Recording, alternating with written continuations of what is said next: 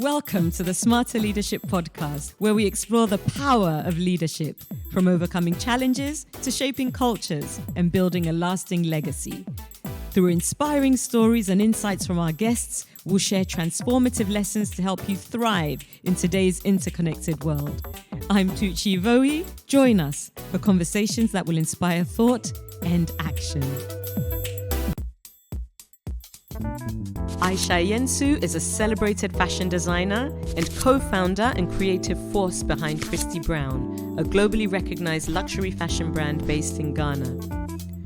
Known for her innovative designs that seamlessly blend traditional African aesthetics with contemporary trends, Aisha has redefined modern African fashion on the global stage. Her exceptional work has earned her numerous accolades, including being named Designer of the Year at the African Fashion Week and winning the Emerging Designer of the Year at the Arise Africa Fashion Awards. Christie Brown has been showcased on prestigious runways across the world and adorned by global icons such as Beyoncé, Alicia Keys, and Genevieve Nnaji, recently also seen on Gabrielle Union in a Netflix movie. Aisha's vision and craftsmanship have not only placed African fashion in the spotlight, but also inspired a new generation of creatives in Africa and beyond. So, Aisha. Hi. I'm finally here. I'm so happy. I'm so happy we could sit together like this. Yeah, I'm happy too. I'm happy we made it happen. Yes. Mm-hmm. I think the first question I want to ask you is, do you recall your first ever memory where you felt you were wearing something that made you feel truly special? Ooh. I don't know, I've never thought of it. So then now you're having me think. It might take a while, but no, I don't. It's funny. I like to do that for others. So it's interesting that I've never actually taken the time to notice those moments. I mean, there are times that you dress up, you feel good, but I can't remember one particular time that I felt like, because I'm always kind of critical of myself. Yeah. So maybe, I haven't. But I like to make others feel that way. And it's funny you said that, because you're making me think about, other professions in the creative industry. They're often doing what they're doing to make others feel good. Absolutely. I've often been to, hairdressing salons, and those who are doing your hair aren't necessarily sporting the best look, but when they finish with you, they make you feel like... Yes, and for me, that's what gives me the most fulfillment. So if you told me, the number of times I've seen someone wear a piece, a Christie Brown piece, and how it made me feel, I can articulate that, because it gives me so much joy and just fulfillment, right? So I guess, yes. Those are the moments. Not necessarily for myself. Yes. I'm always the last on the totem pole. So I heard that you started this business, or let's say, maybe you can shed a bit more light, but when you were 21. So take us back a few years prior to that. What led you to this? Yes, I was 21 though. I was young. Yeah. See how time has flown. But before that, I've always loved fashion. Christie Brown is my grandmother's name, my dad's mom. And apparently, even when I was younger, she'd say, "Oh, Aisha Ngaya Hingwemi." It means like there's a twinkle in her eye, like she's the one. And my grandmother was a seamstress, you see, so she had friends coming over. Your grandmother used to come over, and so she used to make clothes for any and everybody, her friends, and so on. So I grew up around that. Okay. You see, I was that kid. I had a sewing machine when I was young. I had a weaving loom or something. So it's always been an interest. I like to say remixing my clothes. I was that girl, even in uni and so on. But fashion is just a passion of mine. I like to dress up. I like to, switch things up, style pieces. And I would have loved to go to fashion school when instead of Legon, because I studied psychology in University of Ghana. But at the time, I think in doing the research, it was just so expensive because I wanted to go to fashion school abroad. And I thought, you know what, maybe not. So I studied psychology at Legon. I actually quite enjoyed it. In the end, but towards the end of, my tenure there, I just, when you start to feel the itch, I'm like, you know what, I actually do want to do something else. I didn't see myself working in the field, although one of my professors had said, oh, you know what, you should continue on and do your MPhil. And I said, no, no plans. But I think it's because of the home I grew up in. My parents are quite Pan-Africanist and so on. So around that time when we had Canoe magazine and all the talk of Africa Rising, I'm sure you remember, around that 2007, 2008, everybody was moving back. They'd studied abroad. Exactly. It was just such an interesting time on the continent, right? It just felt like, we're on the cusp of something. So this was really, I've always loved fashion. I want to start a global luxury brand from here. I want to show like the Africa that I know. Okay. You know, so that's how it started. I was really passion driven. You knew you wanted to make it global. You wanted to bring a bit of Africa. Yes, I was very clear about that, because the whole point was we live a certain life here that I enjoy, and I just felt, the world must see this. Nice. And then there was people weren't wearing traditional prints and textiles enough. I didn't think so, but I thought there's so much more we could do with this. So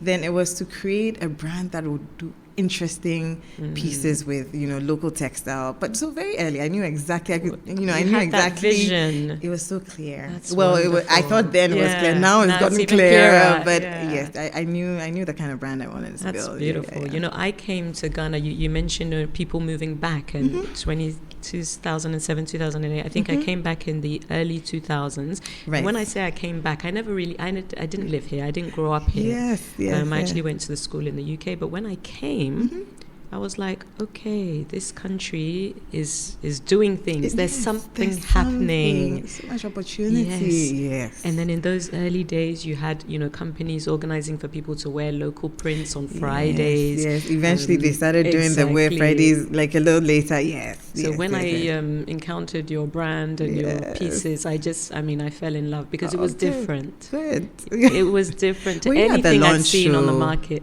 As Polo Club. No. I think I had traveled. I was I was working from out of Ghana, but I was expatriated. So there were periods where I was working in other countries. But I heard about your dad was there, I think. Yes, and your mom. I saw so many pictures. Yes, now when I think back, God has brought you far, huh? Very.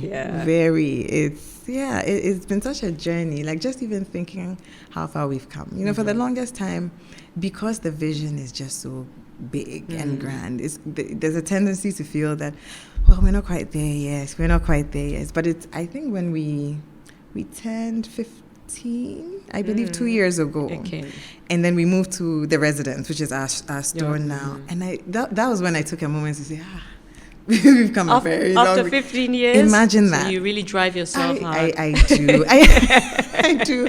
I'm sure my team, especially my executive team, they probably think, Aisha, it's enough, we've done well. And my friends say, celebrate the win. So I'm learning to do that. But it's only, that was the mark for me when I realized that, we are on track. Yes, we've come quite a long way. I'd like you to tell me about a couple of the other wins, because I've been following some of your journey. And there have been wins. I think I understand you a little bit because I'm the hardest on myself.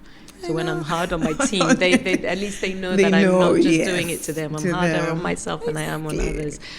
So it's easier for me to look at what you're doing and say, look, I've seen some wonderful things, the growth, so many milestones. Talk to me about one or two of them. I would say, how you felt. Sometimes maybe even during, because there may have been challenges. Sometimes you don't even realize it was that pinnacle. So I will say the first would be in 2009. At the time I was at Joyce Albert because I was learning the craft. And I got invited to Africa. There was a fashion week organized by AFI and at Rise magazine. It was the first of its kind in South Africa. And this was my first runway experience, like professional, because my launch was DIY, so I won't even go there. But first professional runway, it's designers from all over the continent, and well produced. It was amazing, and I got there and felt really intimidated. I felt like, what am I doing here? Almost like, hey, do I really belong there? People who've been in the game longer and so on. But I had the same stage, same platform. And at that fashion week, I won an award for Emerging Designer of the Year. Now, I'll tell you what that did. it almost validated this like vision and dream of mine. And if at that point I was thinking, you know what, am I sure? Am I in the right place? That was a push that I needed to see that, no, there's something happening here. This thing is bigger than myself. And I made a promise to myself that, you know what, if I didn't feel deserving at the time, I'm going to make sure that I got to, that state of feeling like, yes, yeah, I actually do belong here, you know. So that was a turning point. Yes, that really was, and was a driver. Okay. And then I want to say further down the line is a number of things that happened, but meeting my husband around that time also, just even taking the business a lot more seriously. Okay. Because of him as well. Michael, yes. He made me start to feel like, are you just playing with this thing? Because it's very passion driven in the beginning. So the kind of conversations we're having started to make me feel like, when you actually want to also impress the person as well, that I'm not just here playing. So I started looking at the business differently. But, however, there was a client of mine, Ruka Sanusi. So she, at the time, she was working with PwC. And, she'd come and she'd buy her things. I wasn't always in the store because I was usually in the workshop. Gladys was holding the fort. Gladys is wonderful. She's amazing. So Gladys said, there's this lady, she'd like to meet you. So I met with her. And she then, asked a few questions. And she had a passion for women-owned businesses. Right. And because she said, my hairstylist, is running a business. I love your clothes. And and she saw how viable these businesses could be and what we were kind of lacking at the time. So she offered to be my first business coach. Nice. And this was in 2012. And I know that, that itch to take things more seriously, itch or pressure from Michael to take things more seriously, plus Ruka coming along and saying, I'll hold your hand through this, and would have our weekly calls, and it just transformed how I viewed this baby of mine. So if it was passion before, now it's we're in the big leagues. Passion with a business head and a purpose. And that was the journey to building structure into the business. And that's why I can confidently say Christie Brown is where it is today. It's because of that, turnaround. The support circle. The support, yes. And everything that also plugs in around that time, even partnering with Vanessa quite early. But that business coaching helped both of us understand what we were doing, So it was... Did you ever do any coaching together, like have business coaching sessions? So Ruka would take sessions with us. So Vanessa was not based here. Okay. For those who don't know, Vanessa she's the partner in the company, or a shareholder in the company. You're the two shareholders, or we're the two shareholders of the company. Yeah. And I invited her in at some point of the journey when I realized that, we are in this to win this. Yes. And I had found a true support system in a friend. So yes, she was in Canada at the time, so she would come on vacation like once a year, But then for those periods, Ruka will have sessions with all of us and so on. And whatever the learnings were, it affected everything that we did, right? So in some way, we were both coached. That's fantastic. I want to pick up on that because a lot of people think they can't work with friends. That's one. And then on the other side as well, people build something and they want to keep it to themselves. Yes. They don't want to open up and realize that there can be even bigger opportunities when they have partners and so on. So can you talk a little bit about that? I mean, you guys, I guess you've been together for how many years now? Maybe 14. 14 or so years. But formally, maybe 7. But before that, she was still working in the brand and so on. The fact that you say, you're here today, the company is going strong, you both work very well together what we've seen. But have there been challenges, and what have some of those been? There have and how been have challenges. You navigated them? Yes, how have we navigated and how are we still navigating? So first things, yes, and people say it's hard working with friends. I'm sure it is, right? But it's like a marriage, it's like a marriage. You work at it, but it's a commitment as well. And you value what the other person is also bringing to this plate. So for me, it wasn't difficult to make that decision because Vanessa had proven herself. Again, informally, like I said, it started as basic as even responding to certain emails that I just couldn't get the time to even attend to, or coming with me to fashion shows, whether it's in South Africa or in Lagos, and then we are doing behind the scenes and dressing, all the chaos. Basically, we went through the trenches together. Hands on. And even though Vanessa was remote and she had her job as well, but any little time she gave to Christie Brown, I really appreciated it because it was just me. It was that one-man show, and then eventually it was Gladys and myself. But it was really us just, figuring this out. And it's tough and it's challenging, and you have all these ideas and plans, and sometimes even having someone to bounce them off of. Yes. And I find that Vanessa is very supportive of my dreaming. Okay. And she would, she would chime in if it's like, okay, I'm not sure if we can do this. But there's a way she does it. I guess she knows how to also manage me and manage my, temperament. But I get really passionate, and I see, because I'm quite intuitive that way. I see it. I know we can do this. So if anyone says to me, no, but you can't, take your time, and so I'm like, why? I know that we can achieve it. So she would say, okay, let's figure out how we can get this thing done. And I feel that we work really well together because we understand each other. Is it the differences in personality as well? You're creative, and what's Vanessa's? Vanessa is a planner, and she's a lot more, pragmatist. But again, even her being, she allows me to be. She's not trying to make me as organized as herself. It can be frustrating because I shall have sent you 100 emails about this thing. You weren't paying attention. But when I do pay attention, I start asking, no, but this doesn't make sense. Why are these numbers? She's like, but I sent it to you ages ago. Why did you take a look then? But yes, we've learned to maneuver that. And I still work in yourself. It takes understanding the vision, the bigger picture. Prayer as well. And just honestly grounding this entire business in faith and God, and understanding that what we are doing is not of us. It's honestly it's a calling of sorts, you see. So this is our ministry as well. And when you understand your place in it, then it's a little easier to navigate these things. And you can always go back to your Father and say, Lord, there's this happening. There's a little discomfort here. And somehow we figure it out. And like I said, it's work in progress. It's like a marriage. At some point, we might have to do therapy in the form of coaching. But it's that. But it's us being willing to do that and do that together. I love what we have. You've built something. You've built something which is really phenomenal.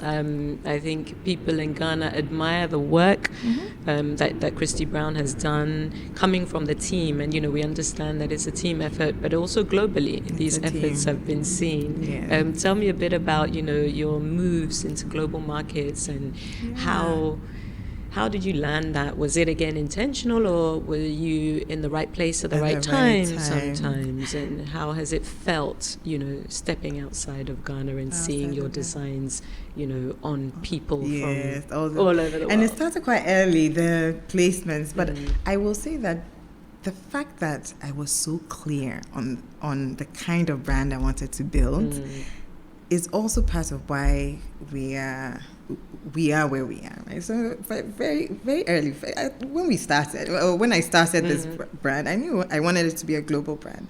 So it was never meant to just be for the Ghanaian market, or just for the continent. You see, it was clear what we were doing. It's a global luxury brand from Africa.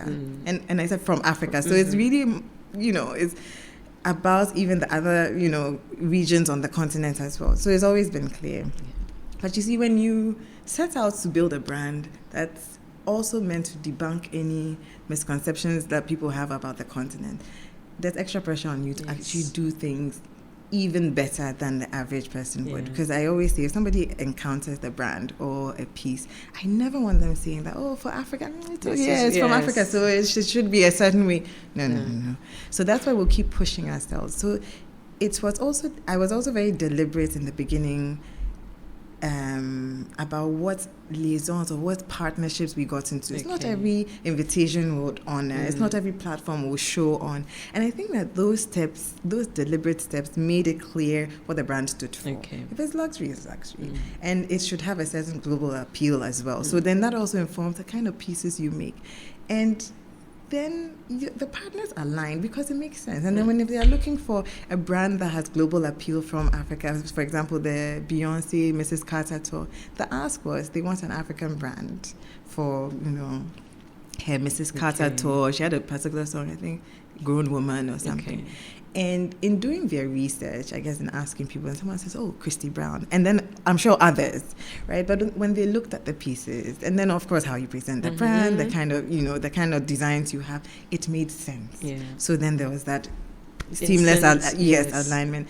And a lot of these things have happened for us organically. Okay. So I like to think that myself and the team doing the work, it will pay off. And it does pay off, right? Especially when it's coming from an authentic place and we understand what we are doing. So that's how, because it was clear, then certain decisions are also clear about, okay, how do we do this? When we started e-commerce in 2014, it wasn't a lot of brands were doing that. At the time. But again, it's a global brand. You're trying to sell to the world. So how do they access, exactly, how do they access the brand? So then, fast forward how many years, 2020, when COVID hit, thank goodness we were in pole position because we had experience in dealing with e-com and figuring out the kinks of it and how we can ship globally. We've been doing that since.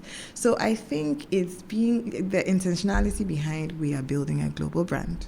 Great. So then that allows us to be the right partners for anything that is global. Yeah. I will say, though, that when I started Christie Brown, Ghana didn't embrace us. Really? No. Really? I didn't think, didn't know. I mean, you guys would know in certain circles, yes, but Ghana didn't embrace us till we were doing things internationally. Right. And it's like, then suddenly, yes. You want to be associated. You want to be associated. So initially it was a little heartbreaking because you're trying to let people see, no, that's what we're trying to do. It's a ready-to-wear brand. Good. Yeah. At every stage, there was pushback because when I started Christie Brown, it was made to measure. Right. Because I was a broke university student. What money did I have anyway? So you would take the orders, fulfill the orders, and then you get a bit of money in the kitty.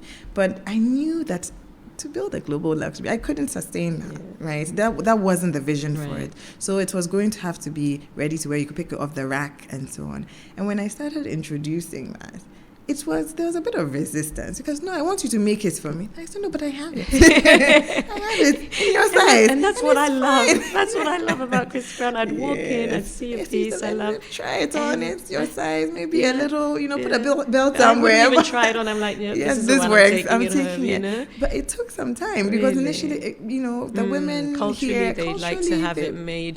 That was the tradition. Oh, make it for me. I said, Auntie, I have it. I actually have it, And then, of course, we moved to our first store, and then you would see it on the rack. Right. So at least it's almost like we train the woman to just embrace the fact that you can buy ready to wear from here and it will fit and it will be fine. And look, today, I mean, people just don't have time. Women are juggling very high career jobs with children and other responsibilities and all sorts of things. Now, it's time to go and explain things to a tailor and say, no, hold here.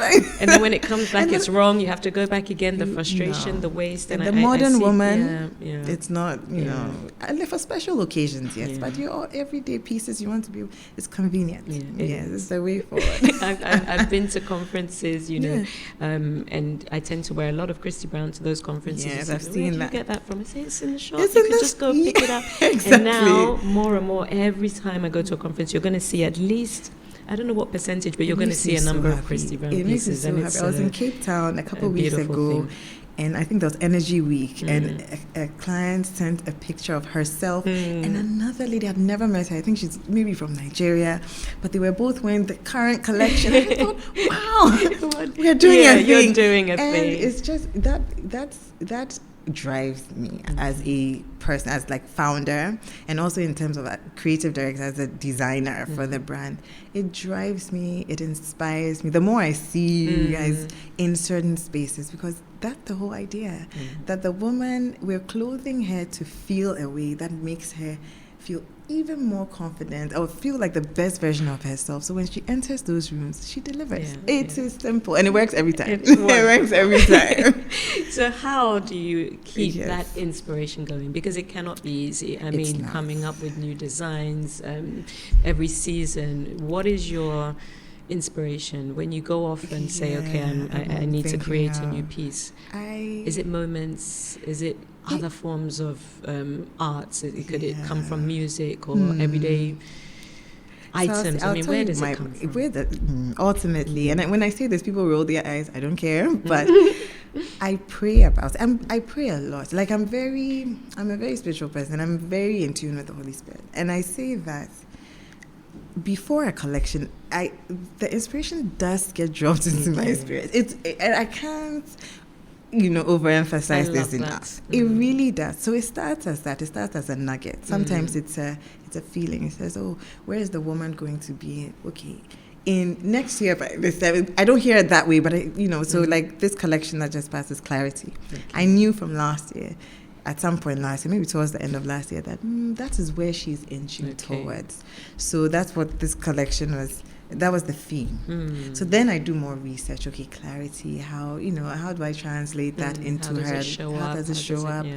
Yes, in a tangible way. Or if she's in a space of clarity, how does she want to show up?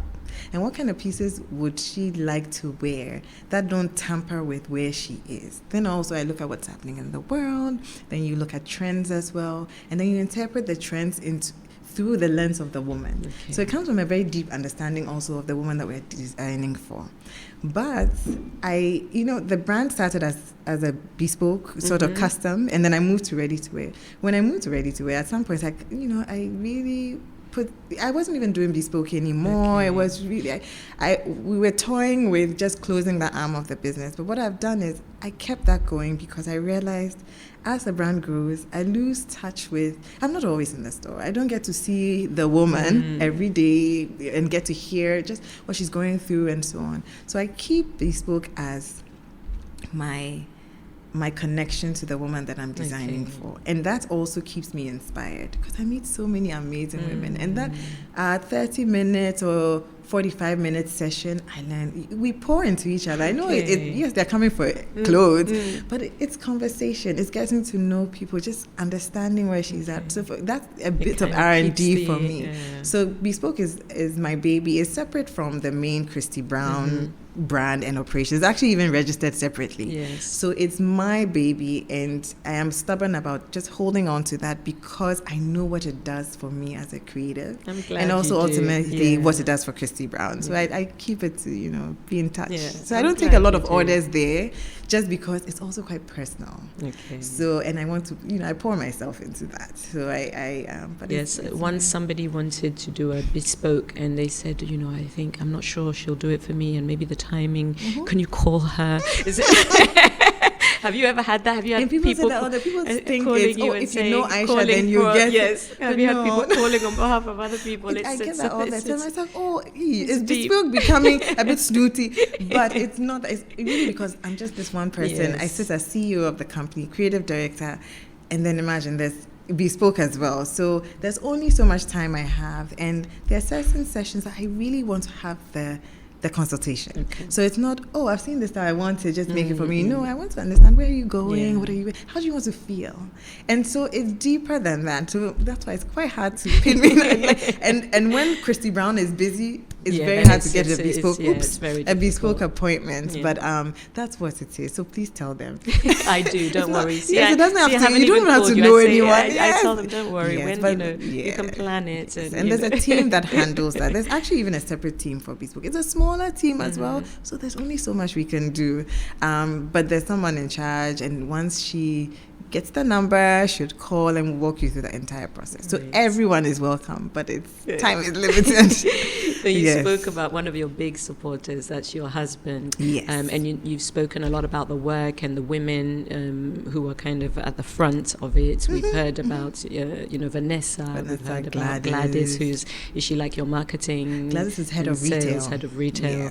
And then a lot of women who are at the back sewing and putting these nice pieces together. Do you have any men in that space? We do. We do have. I started with a man. That was your strong man supporter, my strong your man. Husband, but even, the other men in the picture. Our head of finance, our CFO is male, and then a key component. So where our workshop is in Colegono, the factory, is run and headed by a very competent man. He joined us only, I want to say, to 8 months ago, but just the transformation that he's brought to just that unit. Because in total, we have about 90 staff in Christie Brown. Okay. So imagine there's a lot of, managing all these parts. But I love the team that we have built. That's wonderful. But it's a good thing to be able to say, isn't it? I love my team and my executive, committee, and even like managers. And so everyone just feels like they are supposed to be here at this time and to move the agenda in some way. And we'll tussle, we'll hug, but we get the work done. Yeah, so there are quite a few women. There are more women in Christie Brown than men. It's predominantly women-led. Yes, marketing, I'd like to know, has there been a point ever in this journey of Christie Brown that you've just broken down into tears? Always. And what's so maybe share one or two or whatever instance you might want to share. It happens you more often than one may. It happens more often than one may think. There's so many different. At every point, there's when things are not happening the way they're supposed to. Is it when you're not sure as well? I want to. Managing people is tough, right? And there were periods in the early days where there was so much frustration around, whether at the time it was just me managing tailors, and then maybe something happens and someone is leaving, or there was a period there was a lot of conflict. But now looking back, I see what it was, right? It wasn't clear, there weren't certain clear, parameters around people's roles and so on. So people were also almost trying to save face with Aisha or just be in her good books, so they were backbiting each other. But that period, I remember, I didn't enjoy that period in Christie Brown. It was, you're going into work and you have a pit in your stomach. There was always a strife, but it took us deliberately taking the time to rectify what those issues were. But it really had to do with people management, and it was at a period where we're moving from maybe five workers to a certain number. It was a mini scaling period. So those will cause frustration for me. Or when we were around our 10th anniversary, when we were planning this show with very little money, and you want to do it and do it properly, and everything just feels like it's not coming together. And it's like, oh God, I don't think we can, or a collection is running late. But you know that a lot depends on it. You see, this is how we sustain the business. This is how we pay salaries. And then you're worried, are we going to be able to keep the lights on? Like, those periods also get frustrating. They're also the ones that lead to growth, right? It does.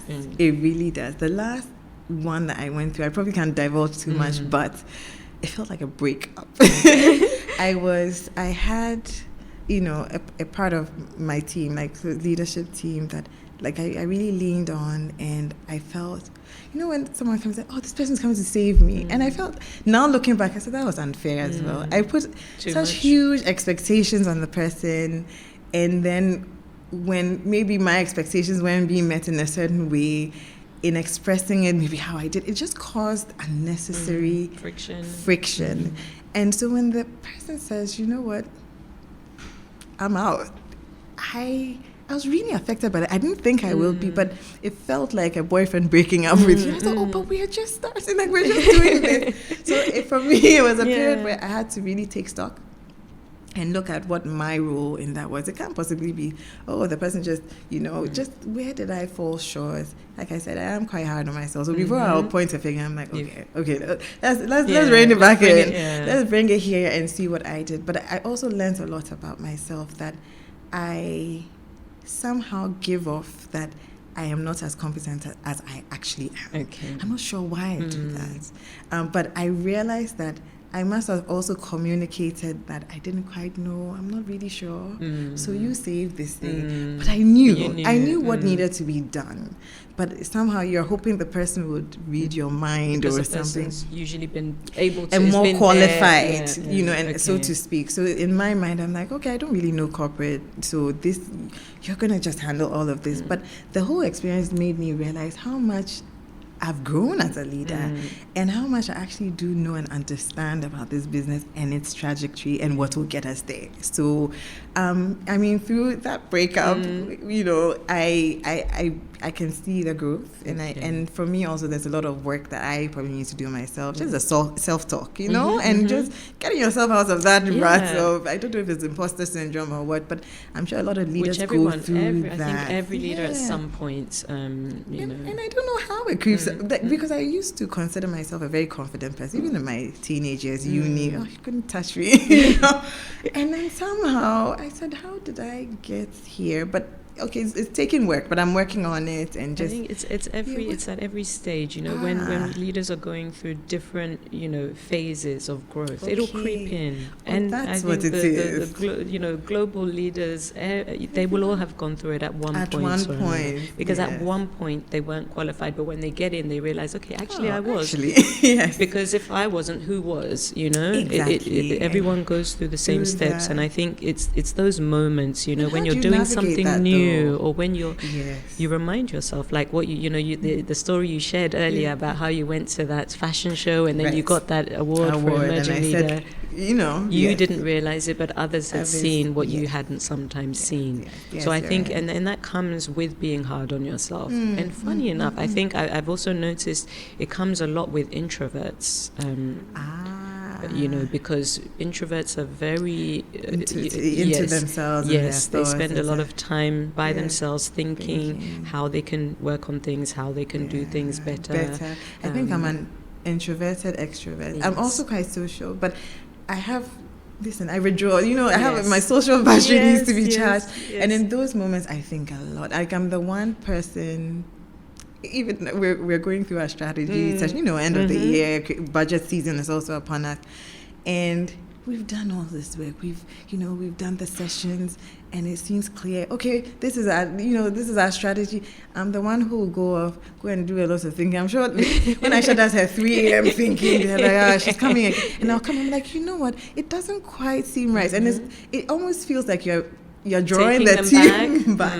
But then eventually we get to a point where we all realize that no, actually we hadn't quite hit the nail on the head. So it there's some use to it, but I reflect a lot. Good leaders, because it takes reflection. It takes deep reflection to be a good leader. I was sharing. I'm an introverted extrovert. Some people say they're an ambivert in that case. And I was sharing recently that I'm an introvert. And really, in the purest sense, like you mentioned, I need to withdraw. I need to spend time by myself to recharge my batteries. And at the most basic level, that's what an introvert is versus an extrovert who gets their energy from being around others. When they walk into a room and the place is packed, they walk in. This is when they feel. That's where they derive their energy. I'm not all of that. So you can be an introvert and you can be social. I'm very sociable. You can even learn how to be sociable. So there is such a thing as sociable introverts. And then there are extroverts as well. So so there's no reason. Sometimes I'm like, I'm a people person. I can thrive in whatever social setting. But I realize I always need to be, and I enjoy alone time. Even without kids, husband, everything, just me and my thoughts. And those are some of the best moments. So maybe let's stay on that for a moment. What else, do you do to just kind of recharge? To recharge, to kind of have that break from that, constant. Let me say gruel. Because yes, you're doing well. It's a luxury brand, but we know that entrepreneurs, they say, you guys, you never sleep. You're trying. It's always a hustle. Real. You're trying to, reach the next level of achievements, of attainment. Absolutely. So how do you kind of break from that? I mean, I just came back from a 3-day mini retreat. So I went away to Gomoafet, where I love the water. Just staring at the ocean, really. I can't really swim, much. But I really enjoy those moments. I didn't used to take them enough, but those moments where I will just retreat to, again, recharge and to think. This was with 3 other ladies, but it was prayer. But there was no pressure to talk to each other. It was just perfect. But also there was a spiritual element to it where we're also praying and then we're communing and sharing. That I find fuels me a lot. Okay. So if I get at least, I should do it more often, but if I get at least 3 of those in a year, 3 major ones, depending on what I can actually manage, that's great. This I read. You read, okay. I read a lot. And I used to love just still The Alchemist for the longest time. Was one of my favorite. I used to read every year. And I just discovered Kindle. I mean, Kindle has always been there. And I thought, no, I like to feel the pages and so on. I was that girl. I'm still that girl. Oh. You're happy with your Kindle now. You can carry it everywhere. You can carry your books even like everywhere. if the lights are off, if my husband's asleep, I can still be scrolling. So I do love to read. Okay.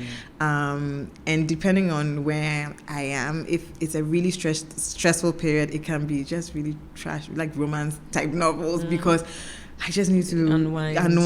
Yeah. But also, I just read everything, and I don't particularly enjoy too many self-help books. Tend to feel it's quite cliched, but lately there's all this Christian literature that I am discovering. Like I discovered one, The Mind of Christ, and I thought, like I'm really getting into that. And there was one that was introduced to me recently, called To Create, and how our work as creatives is also service to God, exactly, and how God himself is the ultimate entrepreneur and creator. I thought, so I'm in the beginning stages of that. There's an interesting one. So I read and I do my alone time.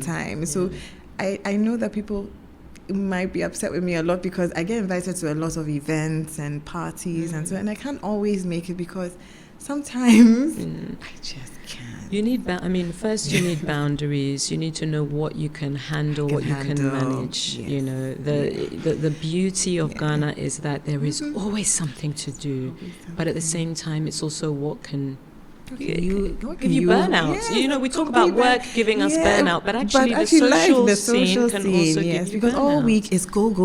So on the weekends, I'm just home with my kids, and I love that. I love my home. I love my family. The children God gave me and their personalities, just they fuel me. Beautiful. And then Michael as well. So our home is also. So if you ask me what's something else, it's just being home. Because people say, so what do you do from work? I go home. I actually look forward to doing that and just doing nothing really with them. And they're always dancing. They're always doing something. So we're watching them. We're videoing for our purposes. I do. In my head, I can dance better than I actually do. So when I see the videos, I'm like, this is not how I imagined I looked. But when I was younger, I used to be the chick. But so the kids, they're funny. Yeah. They honestly such interesting personalities. And then Michael. So so those are my that's my thing. Just going away, reading, and just spending time with them. If you could collaborate with anyone, living or passed on now, who would it be? Ooh. Okay, the first person that came to mind is Tracy Ellis Ross. Oh, I love her. Yeah? Is it because of what? Yeah, tell me why. I love her energy. Okay. I love the woman, what we see, right? But like what she represents, right? And there's a certain acceptance of her life, herself, flaws or, pluses, minuses. There's a certain acceptance of who she is that I so admire. With a wicked wit about her and humor about her, not taking life too seriously, but you can also be serious.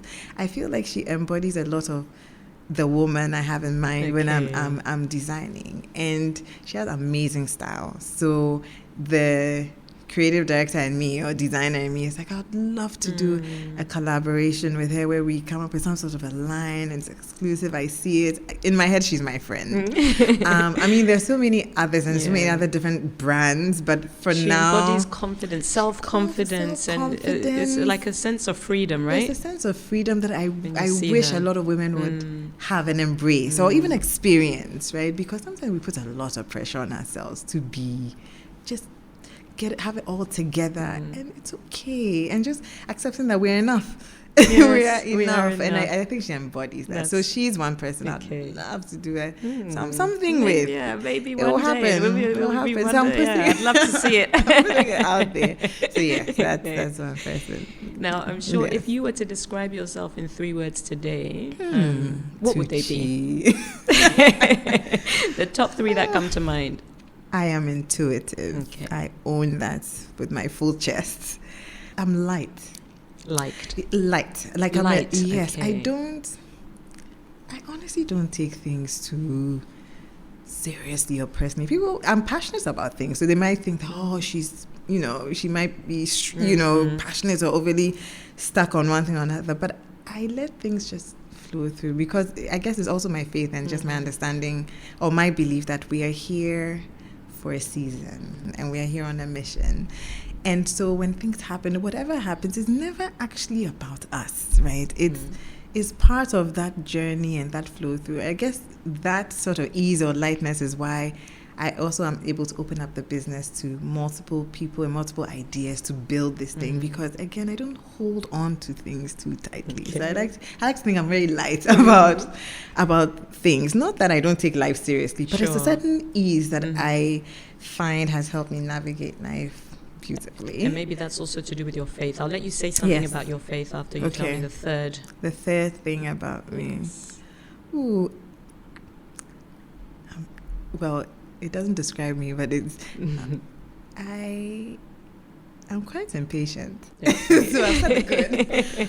But it's something I constantly try to work on. I just like things to move, and so I find that I can be a tad bit impatient, even with people, right? Because sometimes it takes people some time to get to a point, and for me it's like don't you just see, let's just get on with it. So there's in meetings, like once I get the import of it, I'm like, okay, yes, next. And that's something that I'm working on. So I will, for now, those are the three things that came to mind. And if today you're known as Aisha Ayensu of Christie Brown, so Aisha the designer, but what would you want people to remember about you, Aisha, as the person, aside from Aisha the designer? Or are they just intertwined? They are, but I also would like, I guess it's a legacy type of question, that I opened doors for people. Okay. Or I made room for people to discover their greatness. Okay. I am passionate about that. So whether it's you come in as an intern or national service, or you're working with me on my team, or even people I encounter, I'm always looking at, how do we not be a reservoir of whatever grace we carry and let it flow through. And there's always, it gives me a lot of joy. Okay. So I pray that becomes my legacy, whether it's through Christie Brown Academy, the work that I do, or even conversations that I have with women, especially women. I'm big on that. Okay. Yes. So that, that's kind of like a leadership legacy. So I'd like to hear from you, what are some of your philosophies on leadership? Having gone through the journey that you've described, the ups, the downs, the growth over the years as you've navigated, managing a team of 1 or 2 to where you are today with 90, what is your current philosophy on leadership, and how does that guide you in how you kind of try to run the business? I think it just also, first of all, being clear, or having some sort of clarity of the North Star. I've noticed this is a theme that keeps coming back again, whether it's we're doing strategy sessions or even in speaking with any member of the what is the end goal, and being able to articulate that then helps us to just tailor everything we do to suit that. And then if you're veering off, it's easier to tell versus we're all working, we're doing stuff, but is it actually moving us towards the goal? So being clear and articulating that North Star as a leader in any sphere, whether it's in business or in church or whatnot, it is critical. Okay. So that's one thing I stand by. But also I believe in the power of collaboration. Okay. Just working with people. We don't know it all. We have our superpowers the same way others have theirs. So just also developing the skill of spotting or identifying talents, but talents that are needed for your mission. Right. Does that make sense? And developing the skills to bring them in and keeping those skills there for the period that they are meant to be in there. I think it's really key, and I've seen it actually work for us, or for me on this leadership journey, just identifying what we need, who we need, and actually making those right connections. Okay. Yes. And on faith. On faith.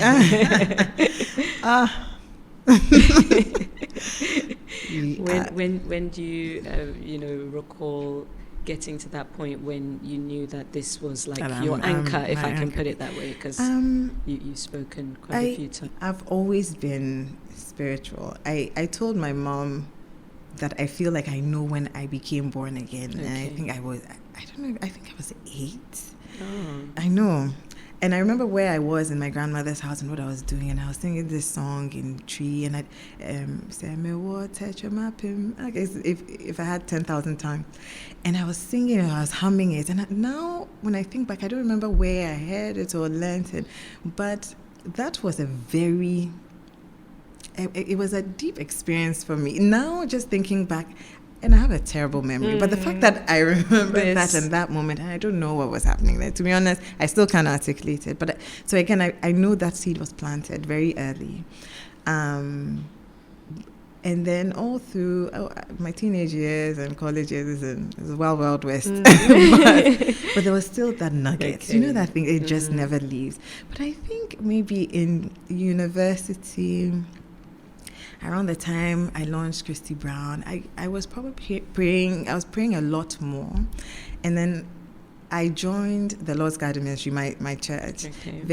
Maybe at probably 2 years into launching the brand, maybe the first year or second year or so, and that's where I actually truly got delivered, baptized with the Holy Spirit, and connected in a way that has led me here. Okay. Right. So that nurturing by my pastor, the ministry, what it stood for, and just the commitment. I would go for all nights and drive right past the club that I was having. Not that there's anything wrong with it, but for me it was growth, you know, and that's probably what. So it's funny, this same Christie Brown has really, even it shows you prepare, you know that. Yes, so just God was my anchor. He still is, but that's what pulled me out of those tough moments and kept me going in terms of like this, you know, journey with Christie Brown. Honestly, I don't know what I would have done. Yeah, I don't know what I would do. I really don't. So I really can. And then after that, every decision, my husband, all of that, I see God's hand in everything and just how I've navigated life. So maybe just touch on the importance of relationships, because I think, you know, that friendship you and your husband seem to have seems to be something that really fuels you and keeps you, you know, maybe I'm part of what keeps you light. Yes, the part of what keeps me light, because you'd wear something, you're feeling cool, you're like, and then you start, you know, we have banter. He is my friend. And Michael, he's a stand-up guy. And I share this story with friends and so on, and I'm happy to share with your friends that when we were about to get married, I was a little nervous because, again, this is my lightness. It was on another spectrum. Okay. It was more hippie-like. And now this man who's a bit more he's serious. He's 6 years older than myself. So first of all, he's looking at me like, you this small girl, you grow. But he had certain strong views and opinions on the role of a man and family and home. And I just didn't think I measured up, right? And I just felt, this guy's just coming to sit on my happiness. But I'm so glad I didn't. I embraced you let him in. I embraced his seriousness as well, because there is also a lightness to him, his humor, because he grew up in England. He didn't grow up in Ghana. And so he moved back just close to when we got married. So, you know, and just that whole journey is almost like I feel like we've done life, or we're doing life together, especially here, and just seeing him settle in and find his own feet in Ghana and do his thing. So Michael's in real estate and construction. And I think that's one of the toughest, like, you know, industries. And I've seen him navigate it with a certain patience and finesse, and it just gives me an added respect for him and Jacob West, the brand that he's built. But I learn a lot from him every day, because sometimes my judgments can be flawed. He's like, what were you thinking? Keeps you a bit grounded. He keeps me grounded, whether it's to do with work. A lot of decisions, even at work, I'd run by him And he'll give me perspective, or he'll say, don't be emotional about this. Just look at it for what it is. And then helps me make certain decisions. And I'm like, you were right after all. But he does it also in a way that I appreciate, because I don't feel like I am being judged or controlled. But he's very much the man of our house. He's just very supportive. I can go on my work trips how many times, and he's good, and he would tell you that, well, as you're going, you need to be super intentional about it, even what you wear. And so I'm like, hey, it's fun. But he's that guy. He's my friend. Good. He's my friend. I can be me. So and maybe last questions for you. Future of fashion, future of African fashion, the role of sustainability, and the future for Christie Brown. Ooh, you can wrap it up all in one. African fashion is going through, I always say a renaissance, but it's even more than that. I see the roots taking hold, right? And it's happening across the continent.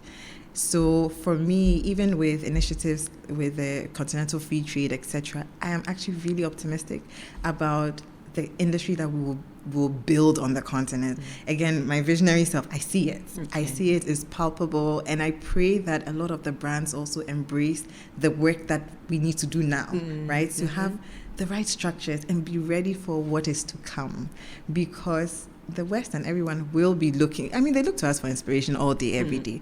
But now is a chance for us to build this solid infrastructure and framework to be able to take on global markets, right? And I'm excited. Not just little pockets, but really something bigger. I see it. I see it. And us being able to trade amongst ourselves easily, the free movement, it will do something for us as an industry where you're able to build wealth even here on the continent, right? And we won't be as dependent on knocking on the doors of, I don't know, global fashion industries to let us in. So that is what my antenna is saying, and I pray that the brands will just be in pole position for that. But there's nothing worse than now the climate is right, and you're not ready, right? To be able to take advantage of it. So that's where I see things going.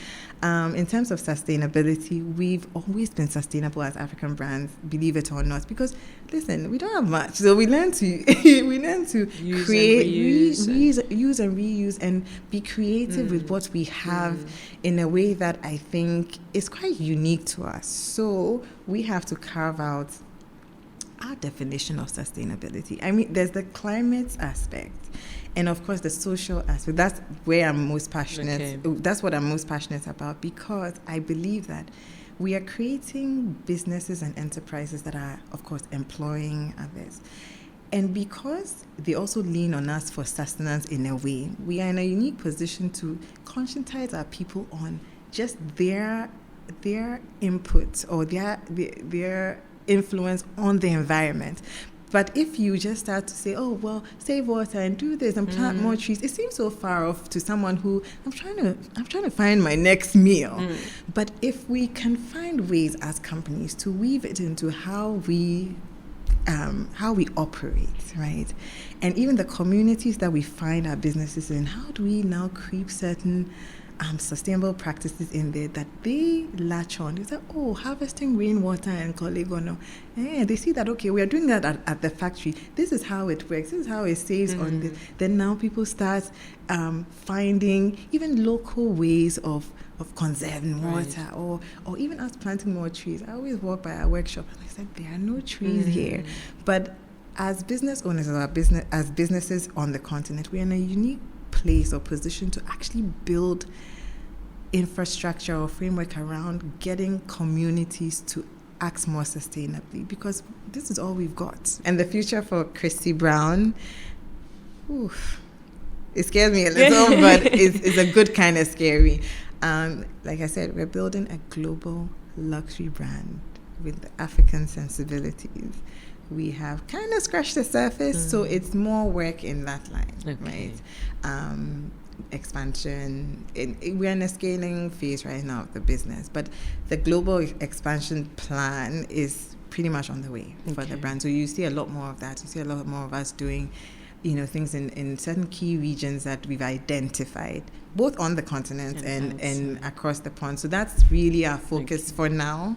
It doesn't mean Ghana is forgotten at all, because it's part of our King's policy. So Kenya, Ivory Coast, Nigeria, Ghana, South Africa, right? And this is home. But just even understanding just what our global reach is looking like and the tentacles that we're forming. Lovely. Well, you're doing great stuff, and I know you're going to have so many supporters. I'm just one of a million of them, and I really, really look forward to seeing what more you have in store. Thank you for supporting the brand. Absolutely. Always. I appreciate just wonderful. it. And I hope you love my dress. I do. Yes. From the fall collection. I love the color on you. Yes, it's just really lovely. I mean, I've never worn this color before. Right? I'm just loving it. I'm feeling People good. are nervous about it, but it does something. It's summery. It's fresh. Yes. Enjoy. Thank you so much, Aisha. Thank you, Tucci.